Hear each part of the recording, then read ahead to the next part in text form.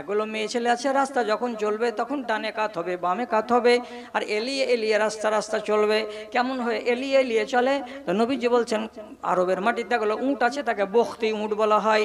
বখতি উঁট যখন চলবে তার ওই কুহানটা, তার চূড়াটা এত বেশি মাংসওয়ালা যে ডান দিকে একবার কাত হবে, বাম দিকে একবার কাত হবে, আর এইরকম দুলবে দুলবে আর চলবে। তো বখতি উঁটের কোহান বা চূড়াটা যেমন ডানে আর বামে কাত হয় আর চলে, ঠিক সেই রকমই এক যুগের নারীরা তারা চলবে তখন ডান দিকে আর বাম দিকে কাত হয়ে হয়ে ফেঁকা চাকা করে, এদিক দেখবে সেদিক দেখবে আর হাঁটবে, আর দেখবে আর হাঁটবে। এই চরিত্র যে নারীদের থাকবে। আর কার কাপড় পরে আছে কিন্তু কাপড় পরে নাই, কাপড় পরে আছে কিন্তু কাপড় পরে নাই। এর মানে কি? কাপড়টা পরে আছে এত পাতল যে তার শরীর দেখা যাচ্ছে।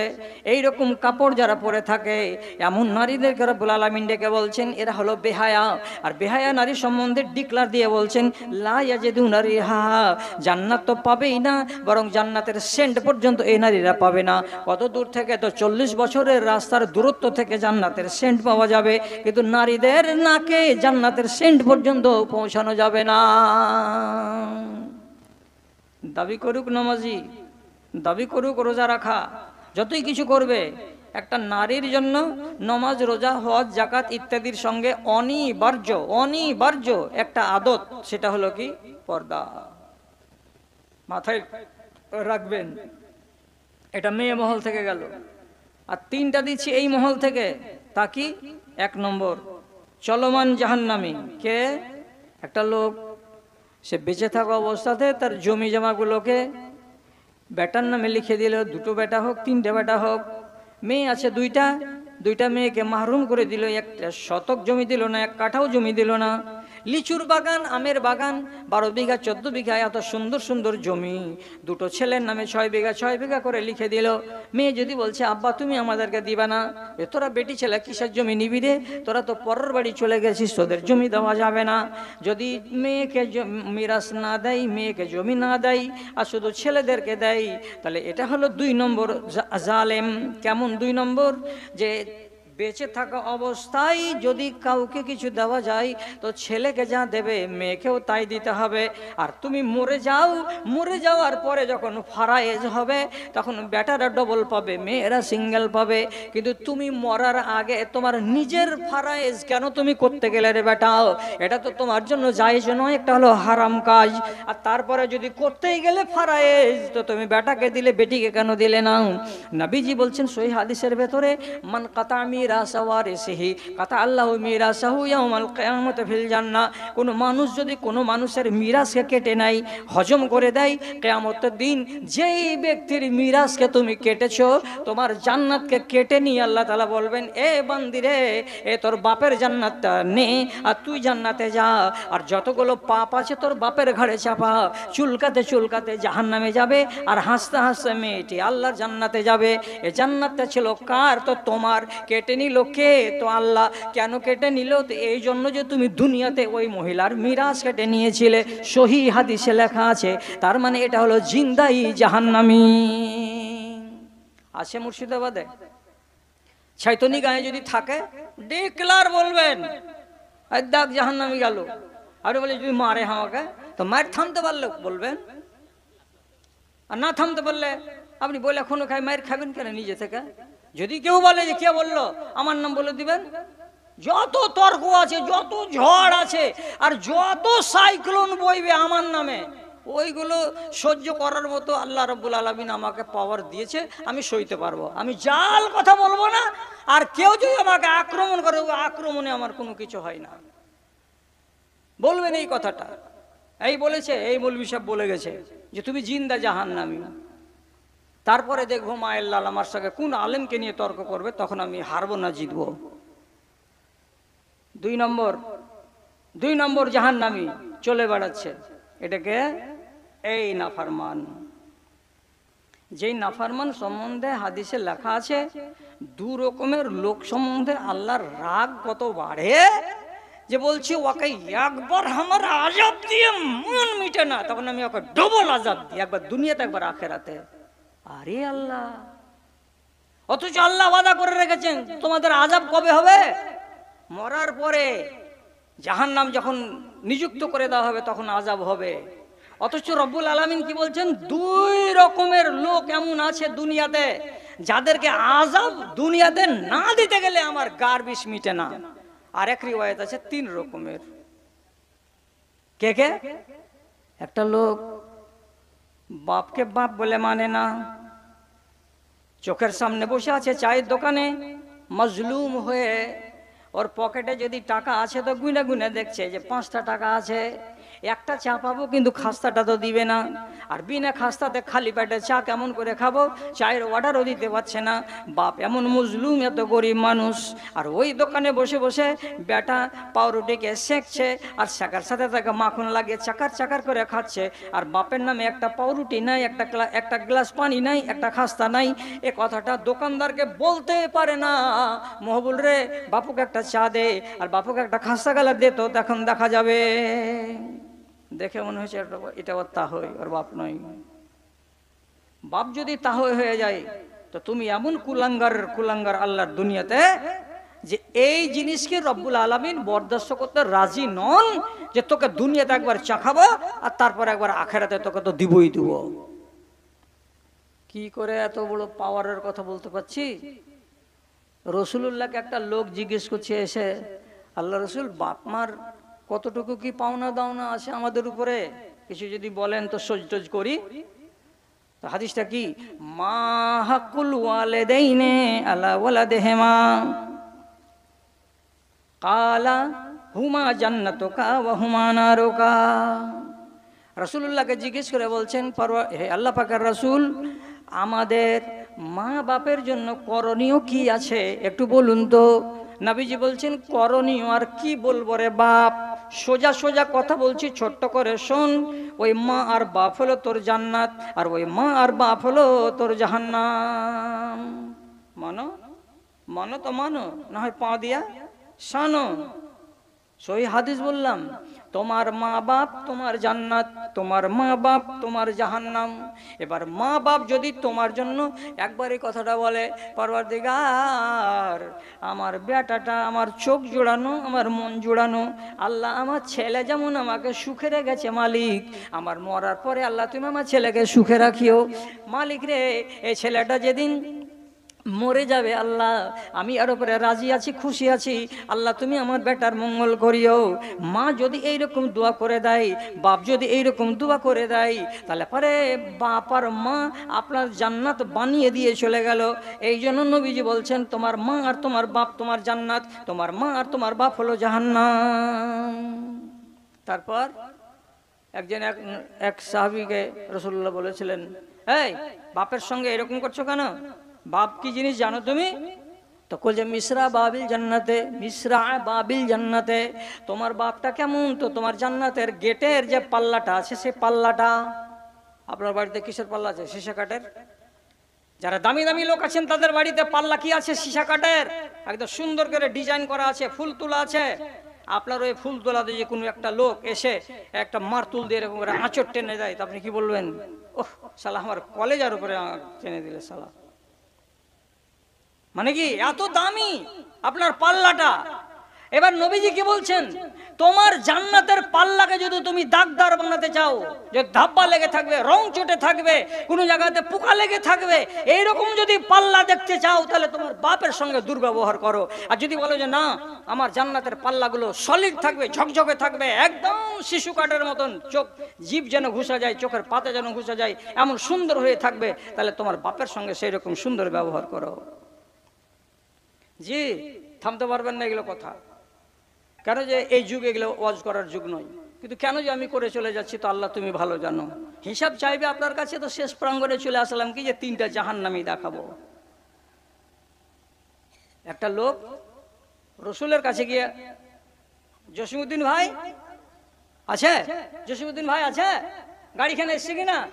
আচ্ছা আলহামদুলিল্লাহ, তাহলে আমি আর 15 মিনিট চালিয়ে দিচ্ছি, যা হবে বুড়া মানুষ দেখা যাবে।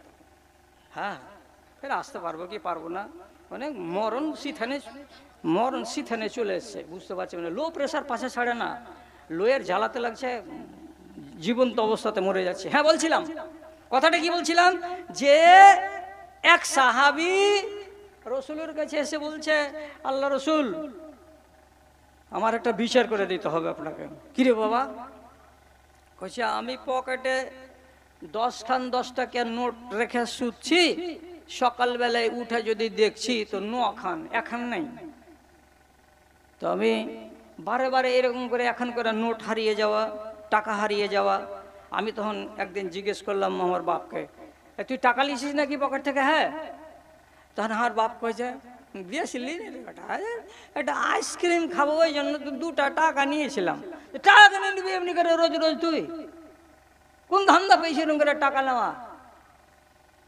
তো বাপকে তো এক ধাতানি দিল এখানে, দেওয়ার পরে রসুলুল্লাহর কাছে চলে গেছে, যা বলছে, আল্লাহ রসুল, আমার বাপ এরকম করে আমার পকেটে টাকা বাহির করে করে নিছে।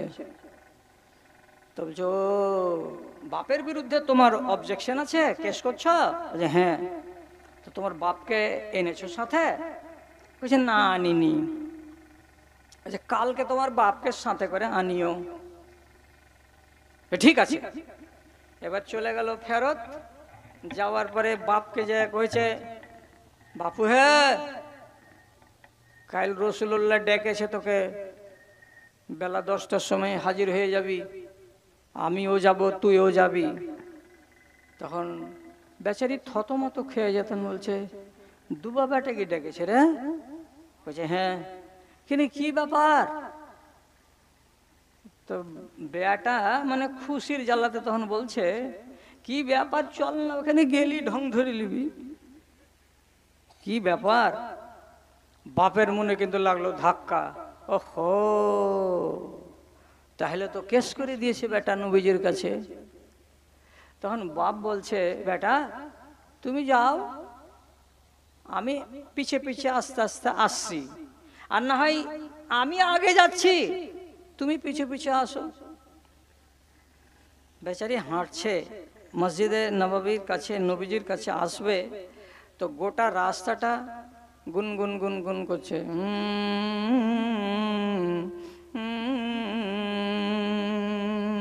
কথাগুলো ফুটিয়ে কিন্তু বলে না।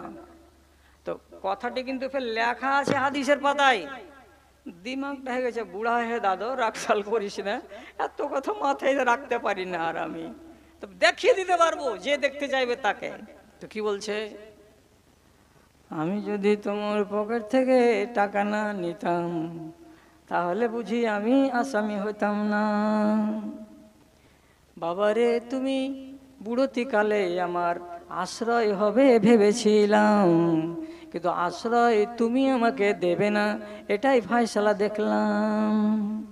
ও বাবা, যেদিন তুমি ছিলে 3 বছর বয়সের, সেদিন তোমাকে খেজুরের বাগানে নিয়ে গেছি, ছায়াতে বসিয়ে রেখেছি, নিজে কোদাল চালিয়েছি, ঘাম ঝরিয়েছি, আর তোমাকে কোদাল চালাতে দিইনি। কেন? বৃদ্ধ বয়সে তুমি আমার ছায়া হবে, আর এইরকম করে কোদাল চালাবে, আর তখন আমি জাইফ হয়ে বাড়িতে পড়ে থাকবো, তুমি কামাবে, আমাকে খাওয়াবে। আজ যেমন আমি কামাচ্ছি আর তোমাকে খাওয়াচ্ছি, আমি আজ তোমার সাহারা, যেহেতু তুমি পারবে না অক্ষম, কাল তো তুমি আমার হবে সাহারা, যেহেতু আমি সেদিন হব অক্ষম।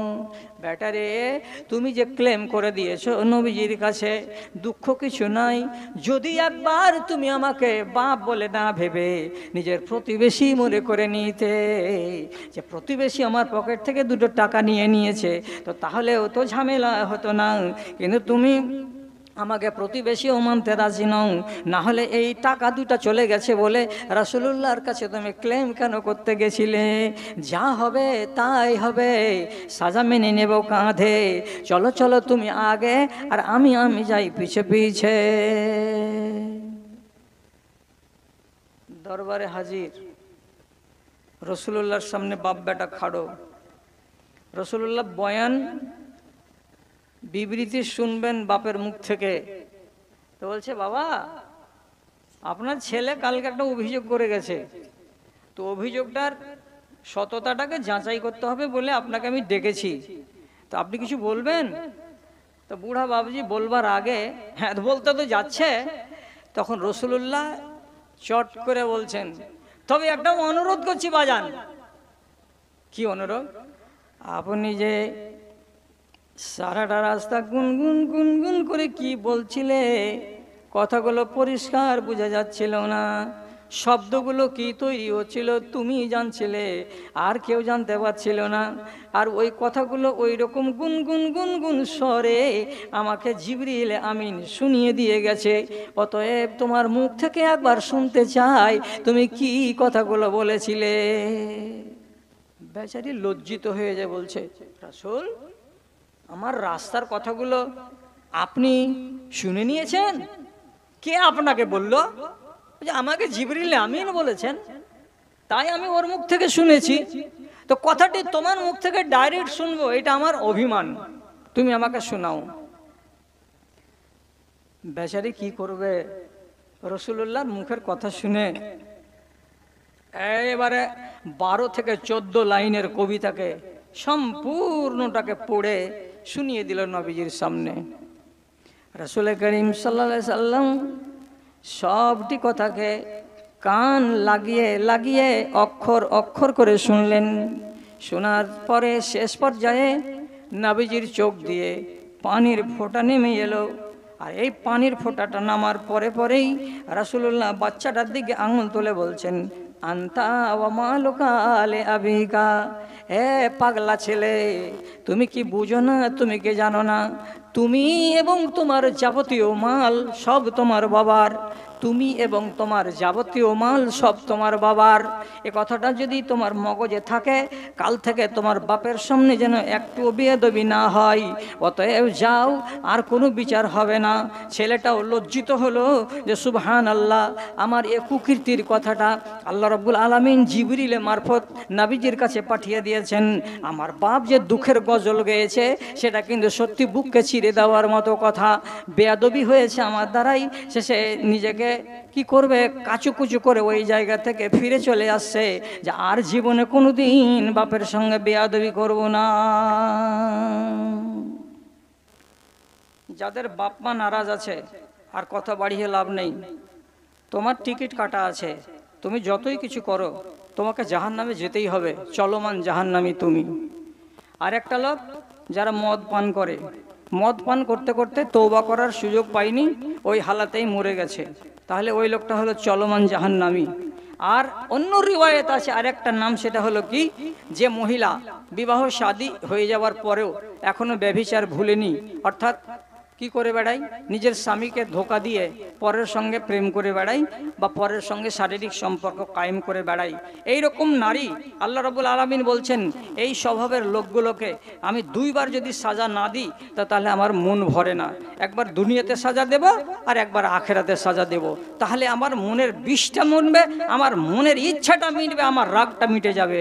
তাহলে দাদারা আমার আর ভাইয়েরা আমার, কথা তো অনেক শোনা হলো, কথা তো অনেক শোনালাম, শেষে আমার গোড়ার কথাটাতে আমি চলে আসছি।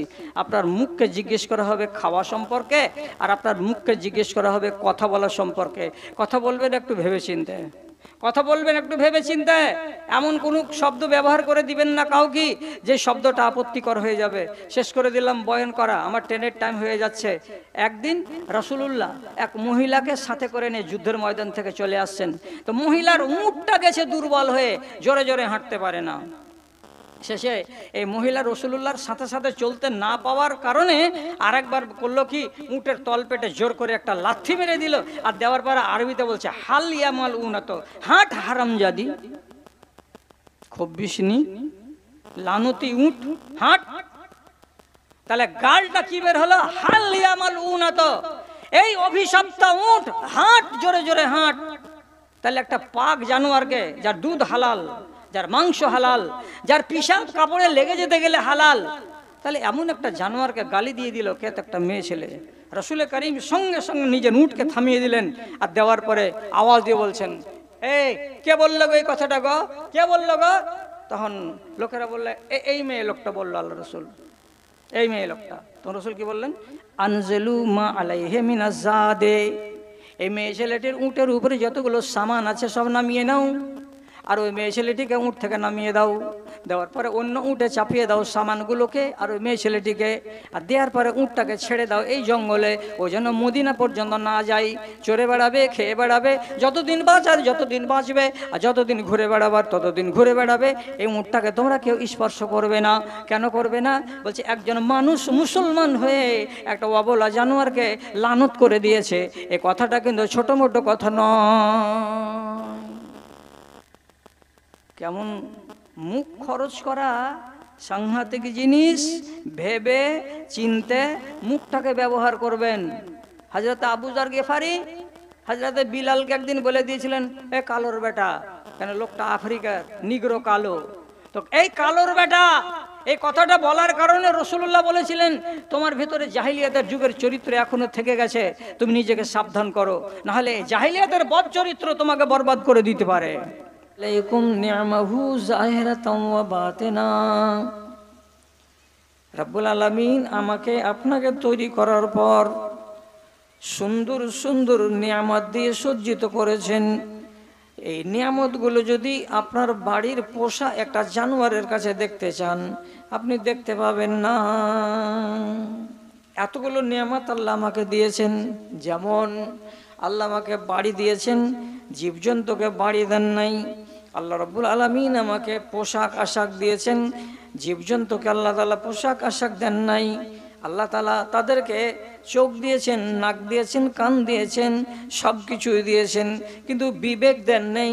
বিবেকটা না দেওয়ার কারণে ওরা হলো অবলা, আর আপনার বিবেক পাওয়ার কারণে আপনি হয়ে গেলেন উত্তম প্রাণী। রব্বুল আলামিন ওদেরকে জ্ঞান দেয় নাই, তার জন্য আপনার চাইতে 10 গুণ ওজন বেশি হবে। একটা তাজা মহিষ কিংবা একটা তাজা বলদ আপনার কথা মতো চলে, আর আপনি ওর থেকে 10 গুণ ওজনে কম হবেন, তথাপি আপনার কথা ওর উপরে চলে, কিন্তু ওর কথা আপনার উপরে চলে না। রব্বুল আলামিন পৃথিবীতে যত জীবজন্তু দিয়েছেন, কোনো জীবজন্তুকে রব্বে কারীম তার জবান দিয়ে মিঠা মিঠা কথা বলার মতো যোগ্যতা দান করেন নাই।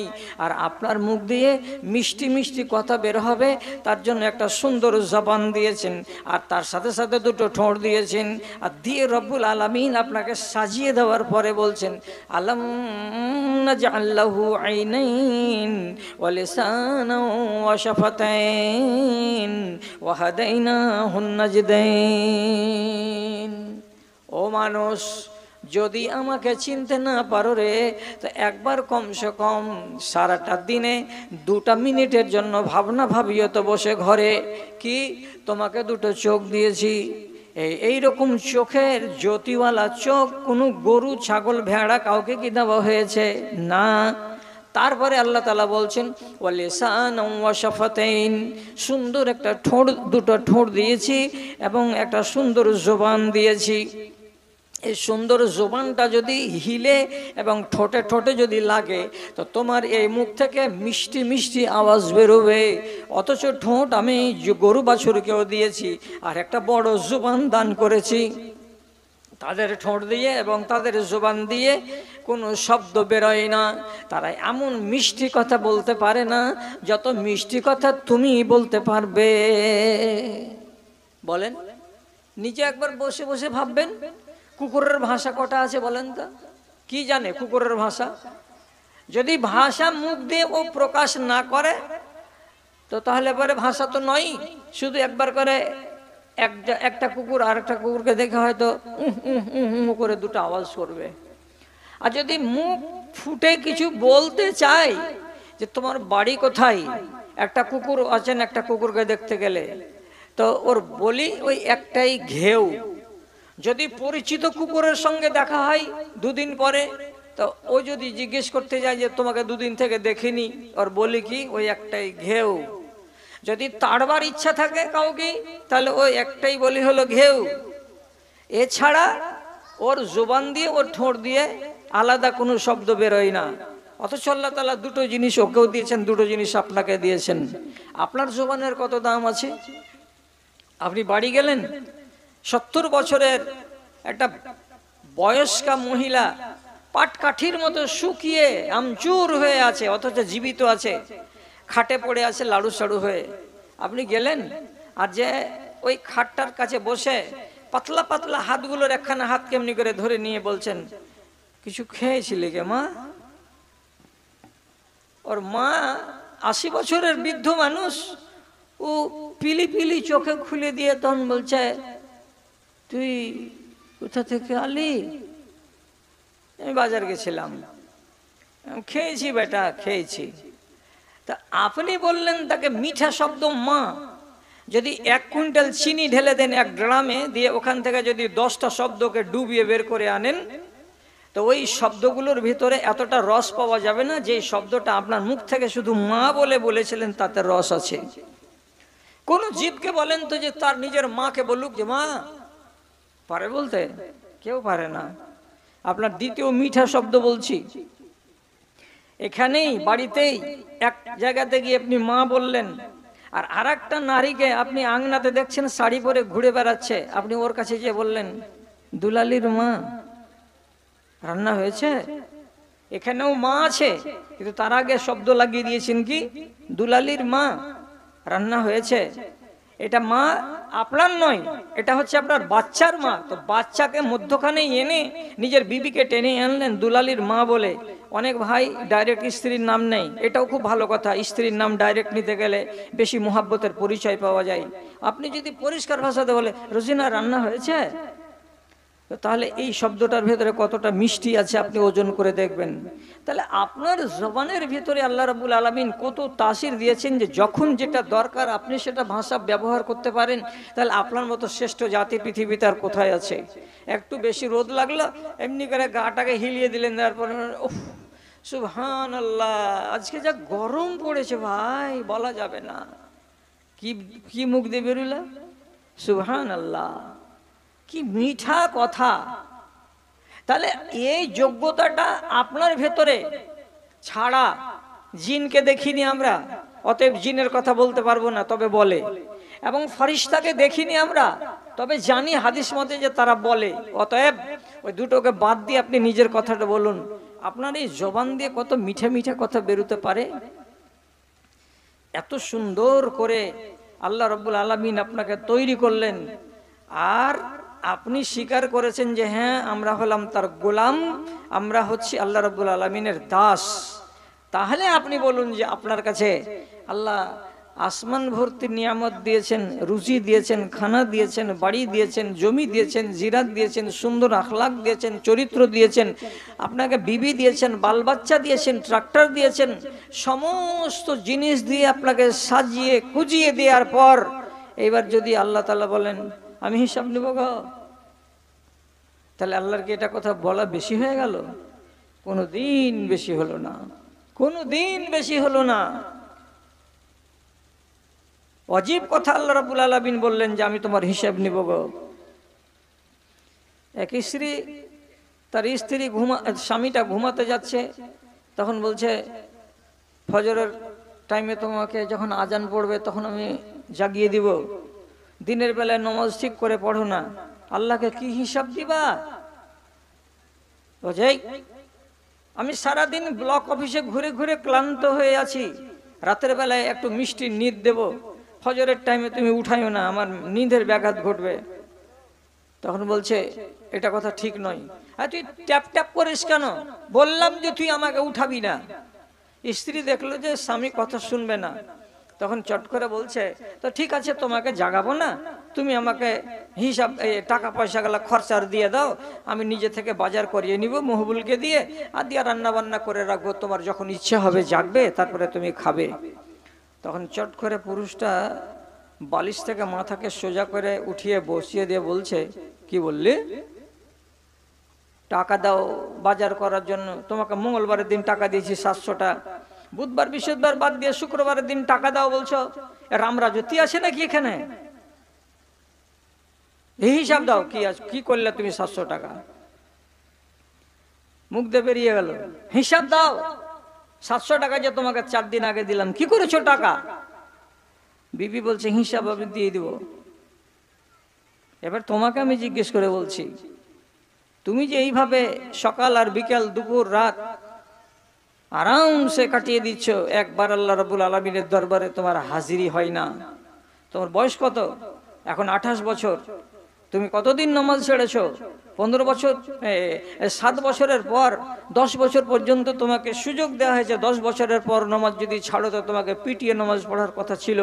তাহলে আজ যদি তোমার 28 বছর বয়স হয়, তাহলে 18 বছর ধরে নামাজ পড়োনি, হিসাব বাকি আছে না নাই? নিজে হিসাব দিতে পারবে আল্লাহ তাআলাকে? তখন থ হয়ে যায়, বলছে এগুলোর হিসাব লাগবে নাকি? কতদিন নামাজ পড়লাম, কতদিন নামাজ পড়লাম না? বলছে কি শুধু দুনিয়া দুনিয়া ফান্টুসি করে বেড়াও? জীবনে কোনোদিন একটা ইসলামী মজলিসে বসে কোনো একটা মৌলবীর 5টা মিনিটের ভাষণ শুনুনি যে তোমাকে কি কি জিনিসের জবাব দিতে হবে কিয়ামতের দিন? বলছে না, আমার এটা তো খেয়ালে আসে না। এ তো এই জন্য অজাগর হয়ে আছো। কিছু তো শুনতে হয় জীবনে, যে আমাকে কিছু হিসেব লাগবে কিয়ামতের দিন আল্লাহ তাআলাকে। তো কি কি লাগবে আপনিও তো জানেন আশা করি। ওয়ান শাবাবিহি ফিমা আবলাহু, যৌবনটা কিসে ক্ষয় করেছিলে তার জবাব আমাকে দাও। ওয়ান উমরিহি ফিমা আফনাহু, বয়স যেটা দিয়েছিলাম 60 থেকে 65 বছর, কোন কোন কাজে বয়সটাকে খরচ করেছো তার তুমি আমাকে হিসাব দাও। ওয়ান মালিহি, তোমার মালের হিসাব দাও। আইনা আনফাক আইনা ইকতাসাবাহু আইনা আনফাকতাহু, কোথায় তুমি কামাই করেছিলে, কিভাবে কামাই করেছিলে এবং কোনখানে তুমি ব্যয় করেছিলে, তোমার এই মালের আমাকে হিসাব দাও। আল্লাহ তাআলার নবী বলছেন, যতক্ষণ পর্যন্ত তোমার কাছ থেকে এই জিনিসটির হিসেব না পাওয়া যাবে ততক্ষণ পর্যন্ত তোমার পাকে হাসরের ময়দানে ঢালাই করে দেওয়ার মতো করে জমিনের সঙ্গে লাগিয়ে রাখা হবে। আর নবীজি বলছেন, লা তাজুলু কদমা ইবনে আদামা, যতক্ষণ পর্যন্ত 5টা প্রশ্নের জবাব আপনি দিয়ে না দেবেন ততক্ষণ পর্যন্ত পাটাকে জমিন থেকে সরানো যাবে না। পালিয়ে কোথায় যাবেন? এদিক থেকে ওদিক দৌড়াদৌড়ি করার কোনো অবকাশ নেই ভাই। হিসেব তো লাগবে। তা আপনার কাছে হিসেব চাইবেন আল্লাহ তাআলা একটু পরেই। তো হিসেব চাওয়াটা চলবে কিনা, আল্লাহ তাআলার উচিত কিনা, এটাই আপনাকে বুঝাতে বসেছি আমি। হিসেব তো আল্লাহ তাআলা নিবেন। ধন পেলেন, মাল পেলেন, গাড়ি পেলেন, জমি পেলেন, জিরাত পেলেন, বিবেক পেলেন, বুদ্ধি পেলেন, সুন্দর শেকল সুরাত পেলেন, তো তারপরে আপনি আল্লাহ তাআলাকে হিসাব দিবেন না? তো এটা তো বেআক্কেল মানুষের কথা হলো। তারপরে আপনার মতো আক্কেলওয়ালা মানুষের আক্কেলটাকে একটু সজাগ করার জন্য শুধু একটা কথা বলছি, জুমার দিন 2 রাকাত নামাজ পড়তে গেলে সুন্নতি তরিকাতে যদি সূরা পড়া যায় তো প্রথমে হবে সাব্বিহ ইসমা রাব্বিকাল আলা, আর তারপরকার রাকাতে কোন সূরাটা হবে বলেন তো পাবলিক? আপনি তো নামাজি মানুষ, আপনি তো বলবেনই। এইদিকার লোকগুলো এক একটা বলেন, দ্বিতীয় সূরাতে ইমাম সাহেব যে সূরা পড়েন জুমা মসজিদে জুমার দিনকার 2 রাকাতে, তো পহিলাতে এ ভাই বললেন গাশিয়া, আর 2 নম্বরে 2 নম্বরটা বলে দিলেন আপনি গাশিয়া। আচ্ছা আচ্ছা, আরে যাক, ঠিক আছে। তো দ্বিতীয় সূরা যেটা পড়েন ইমাম সাহেব, এই সূরাটার নাম হলো সূরা গাশিয়া। জীবনে পড়েছিলেন কোনোদিন? মতনে দেখেছেন পড়ে? বুঝছেন না? পড়তে জানি না। তাহলে পড়তে যদি কোরআন মাজিদ না জানেন আর বাংলা পড়তে পারেন আর ইংরেজি পড়তে পারেন, তাহলে হিসাবটা করা হবে কিয়ামতের দিন, এটা জেনে রাখেন। কেন? একবারই লেলা হতেন তাহলে হিসাব হালকা হতো। আরবি জানেন না? জানি না। বাংলা জানেন না? জানি না। ইংরেজি জানেন না? জানি না। তুই তো লেলা গরু। কিন্তু যদি বলে যে ইংরেজি পারি, বাংলা পারি, সবই পারি, কিন্তু আরবিটা পারি না, তাহলে হিসাবটা করা হবে। কেন? যে বাংলা আর ইংরেজি আপনার ভাষা নয়, আপনার ভাষা হচ্ছে কোনটা? তা আরবিটা। রাগ করতে হবে না আমার কথায়। আপনার যে মরণের টাইম আসবে, আপনার যে জান কবজ করা হবে, তা আপনাকে যেটা মেসেজ দেওয়া হবে সর্বপ্রথম মেসেজ, সেটা হচ্ছে আরবিতে। কি ভাই বিশ্বাস হয়েছে না হয় না? আরবিতেই আপনাকে প্রথম মেসেজ দেওয়া হবে। দুনিয়া ছাড়ার আগে প্রথম যেটা মেসেজ আপনি পাবেন আরবিতে। তা আপনি তো চাষা, বুঝলেন কেমন করে? কসম আল্লাহর বলছি, মরবার কিছুক্ষণ আগে আল্লাহ রাব্বুল আলামিন আপনার চোখে এতটাই জ্যোতি এনে দিবেন যে যদি চশমা না লাগান, চোখটাকে যদি বন্ধ করেও থাকেন, তো মালাকুল মউতকে নিজের চোখের সামনে দেখতে পাবেন। কথা মনে রাখেন একটা। আর 2 নম্বর কথা, মালাকুল মউত আপনাকে বাংলাতে ডাকবে না, ডাকবে ইংরেজিতে না, আর ডাকবে আপনাকে কিসে? তো আরবিতে। আরবি আপনি বুঝতে পারবেন। একবার নিজের জায়গাতে বসে বসে ছোট্ট করে বলেন আলহামদুলিল্লাহ। আরবি বুঝতে পারবেন। আজ পড়তে পারছেন না তো আরবি বুঝতে পারবেন সেই দিন। প্রসঙ্গ বাদ দিই, যেটা বলছিলাম সেটাতে যাই। ইমাম সাহেব সূরা গাশিয়া পড়তে পড়তে শেষখানে কি বলেন? ইন্না ইলাইনা ইয়াবাহুম সুম্মা ইন্না আলাইনা হিসাবাহুম। কি তরজমা? এই আয়াত দুটার আগে অনেক কথা গেল। কি কি কথা গেল? খুব দৌড়ালে, খুব ঝাঁপালে, খুব লাফালে, খুব দাপাদাপি করলে, খুব সংসার সাজালে, খুব টাকা পয়সা জমি জিরাত বানালে, এই করলে সেই করলে করলে করলে শেষের বেলায় রব্বুল আলামিন বলছেন এত সব কিছুর পরে ইন্না ইলাইনা ইয়াবাহুম, সব কটি লোককে, ছেলেকে, মেয়েকে, নরকে, নারীকে, তোমাদের সবাইকে আমার কাছে ফিরে আসতে হবে। তারপরে আল্লাহ তাআলা বলছেন সুম্মা ইন্না আলাইনা হিসাবাহুম, তারপরে সকলের হিসাব নেওয়ার দায়িত্বটা আমার উপরে রয়েছে। আমার নাম হলো আল্লাহ। তখন আপনাকে লুকিয়ে লুকিয়ে একটা দোয়া পড়তে হয়, জোরে জোরে নয়। কি দোয়া পড়তে হয় বলেন এদিকে লোক? কি পড়তে হবে? ইন্না ইলাইনা ইয়াবাহুম সুম্মা ইন্না আলাইনা হিসাবাহুম। তার জবাবটা আপনাকে স্লো, একাই একাই নিজের মুখে মুখেই বলতে হবে। আল্লাহুম্মা হাসিবনি